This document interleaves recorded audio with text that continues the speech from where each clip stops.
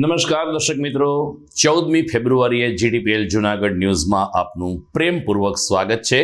વસંત પંચમી છે, માતા સરસ્વતીને વંદન કરીએ, પરંતુ આપણે આજે યાદ કરવા ઘટે પુલવામાના શહીદોને. 14 ફેબ્રુઆરી 2019ના રોજ પુલવામામાં આતંકી હુમલો થયો અને ભારતીય જવાનો શહીદ થયા. શહાદતને નમન છે.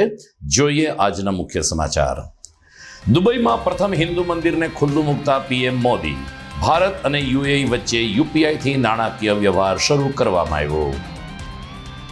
કાલે મહાનગરપાલિકાના 2 મળશે જનરલ બોર્ડ. નવા શીશામાં જૂનો દારૂ ભરીને સામાન્ય બજેટને મંજૂર કરશે શાસક પક્ષ, તો વોકળા મુદ્દે વિપક્ષ પણ બની શકે છે આક્રમક.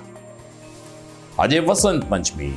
જૂનાગઢમાં આવેલ ગુજરાતના એકમાત્ર સરસ્વતી મંદિરે પૂજા અને આરતીનો યોજાયો કાર્યક્રમ. છેલ્લા 1 વર્ષમાં જૂનાગઢ ટ્રાફિક પોલીસે 62 લાખથી વધુનો દંડ વસૂલ્યો. એક જ મહિનામાં 519 વાહનો કર્યા ડિટેઇન. અને માણાવદરમાં 9.25 લાખની લૂંટથી સનસનાટી. નગરપાલિકાના પૂર્વ પ્રમુખ લૂંટાયા.